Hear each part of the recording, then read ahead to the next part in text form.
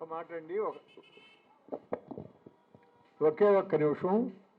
నాని గారు చెప్పాడు నిన్న విశాఖపట్నంలో విద్యామంత్రి నారాయణ లోకేష్ గారు మాట్లాడినటువంటి మాట గురించి ఒక మాట చెప్దామని చెప్పి ఫోన్ చేసి ఈ అవకాశం తీసుకుంటున్నా. చాలా తప్పు మాట మాట్లాడుతున్నారు లోకేష్ బాబు. మీ ఇష్టం కాదు, మీ హెరిటేజ్ సంస్థలో షేర్లు కానీ మీ హెరిటేజ్ సంస్థలో ఉత్పత్తులు కాదు మీ ఇష్టం వచ్చినట్టు అమ్మటానికి.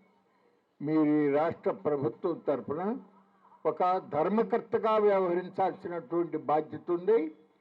రెండు, ఒక బాధ్యత కలిగిన మంత్రిగా మీరు మాట్లాడే ప్రతి మాట కూడా అది అపసవ్యంగా ఉండకూడదు. మీకు తెలియకపోతే సరైన వ్యక్తుల ద్వారా తెలుసుకోండి. సుప్రీంకోర్టు జడ్జిమెంట్లు చదవండి. భారత రాజ్యాంగం ఏం చెప్తా ఉందో చదవండి.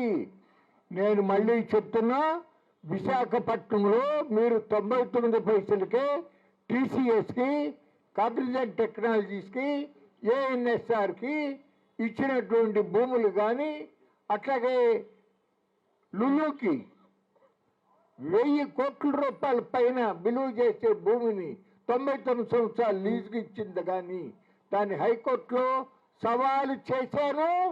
ఖచ్చితంగా నేను గెలుస్తా, ప్రజలు గెలుస్తారు, మీరు ఓడిపోతారు.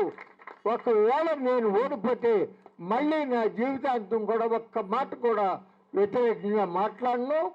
మీరు ఖచ్చితంగా మీ యొక్క నిర్ణయాన్ని మార్చుకొని ఈ మెడికల్ కాలేజీల విషయంలో మీరు పునరాలోచన చేసుకుని ఆ జీవోల్ని ఉపసంహరించి ప్రభుత్వ ఆధ్వర్యంలో నడపండి అని కోరుతూ సెలవు తీసుకుంటాను.